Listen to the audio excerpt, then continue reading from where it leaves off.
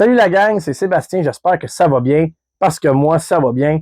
Aujourd'hui, on se fait une nouvelle capsule, une nouvelle vidéo. On va parler de la pêche au masquinongé. On va parler de l'importance de sauver la vie du masquinongé. Qu'est-ce qui est à faire, puis qu'est-ce qui est à ne pas faire quand tu pêches le masquinongé pour vraiment essayer de préserver l'espèce du masquinongé.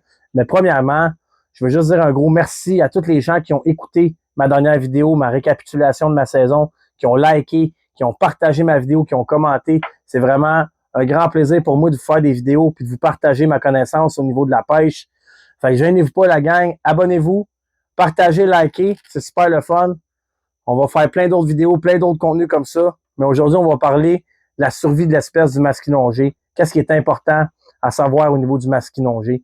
Le masquinongé, c'est un poisson, il est super beau, il est super gros, donne de très bons combats, des très bonnes attaques. Mais qu'est-ce qui est important à savoir, c'est que le masquinongé, avant de rentrer dans l'âge de la maturité, ça prend environ 5 à 7 ans. Fait que c'est un poisson qui est très, très long avant de rentrer à l'âge de la reproduction. Fait que tu sais, si tu pêches maladéquatement un masquinongé, puis que tu le tues malheureusement, ben, tu vas empêcher ce poisson-là de se reproduire puis de conserver l'espèce du masquinongé dans nos plans d'eau. C'est super, super important de pêcher adéquatement. Puis un masquinongé, ça peut vivre de 20 à 30 ans.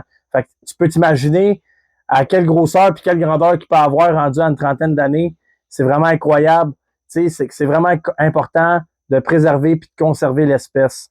Ici, sur la table, vous le savez, j'ai ma wincheuse, c'est ma canne fétiche, ma canne à masquinongé des cannes boréales. Ça, c'est le matériel que ça te prend pour pêcher le masquinongé adéquatement. Tu sais, dans les débuts, ça se peut que tu pêches le doré avec une canne à lancer léger comme celle-là ici, qui est vraiment léger, qui est faite pour pêcher le doré l'achican. Mais si tu attrapes un masquinongé avec une canne comme celle-là, ça va être très long avant la récupération, ça va être très long avant de le ramener, soit au bord de l'eau ou au bord du bateau. Puis tu vas probablement, ce qui est sûr à 100%, tuer l'espèce parce que le poisson, le masquinongé, sur cette ligne-là, va vraiment se donner à fond, puis il va vraiment te dérouler, tu vas le ramener, il va repartir, puis tu vas le pousser à bout, il va mourir. C'est vraiment pas ça qu'on veut. Ce qu'on veut, c'est avoir le combat le plus rapide possible, la récupération dans le filet le plus vite possible, puis décrocher le poisson le plus rapidement possible, puis laisser le poisson se reposer dans le fond de l'épuisette pour que le poisson puisse repartir comme il faut après à la remise à l'eau. Fait que tu sais, la canne à pêche, c'est vraiment un outil qui est essentiel pour pêcher le masquinongé. On est à la pêche, fait que ça prend une canne à pêche, mais d'avoir la bonne. Tu sais, là, on parle de extra heavy, on parle d'une 7 pieds 10. Fait que tu sais, moi, je peux le wincher le masquinongé avec ça, il n'y a aucun problème. Fait que tu sais, avoir le bon matériel. Puis ce qui est important aussi, c'est quand tu pêches le masquinongé, on pêche souvent avec des gros trépieds. Fait que ce qu'il faut penser, c'est que la vie du masquinongé est beaucoup plus important qu'un gros trépied. Tu sais, un trépied, là, ça coûte pas très cher au magasin. Là, tu peux t'en procurer à profusion comme tu veux. Mais le masquinongé là, de 53 pouces, là, tu vas pas le pogner à tous les jours.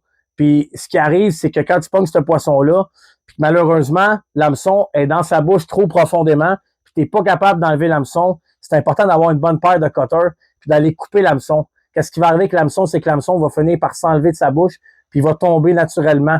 Fait que c'est important de penser à ça parce que le poisson, plus tu prends le temps à enlever l'hameçon dans la bouche d'un masquinongé, plus il y a de chances que ce poisson-là meure.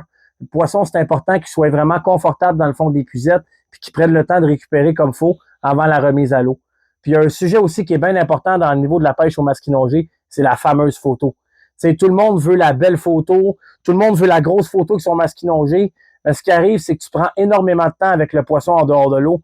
Puis ça risque de mettre fin à la vie au masquinongé. C'est important que quand tu prends ta mesure puis tu prends ton poisson en photo, de vraiment te dépêcher. Fait que le poisson, il est dans le filet. On va se donner un petit scénario. Le poisson est dans le filet. Le poisson, là, il est décroché. Tu le laisses reposer. Là, ce qui est important, c'est que ton bumboard, ton tape, ou whatever avec quoi tu mesures ton poisson, soit déjà prêt. Fait que aussitôt que tu sors le masquinongé, tu es déjà prêt à mesurer ton poisson.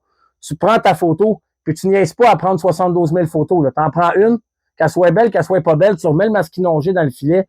Puis une fois que le masquinongé est dans le filet, tu lui laisses le temps de récupérer.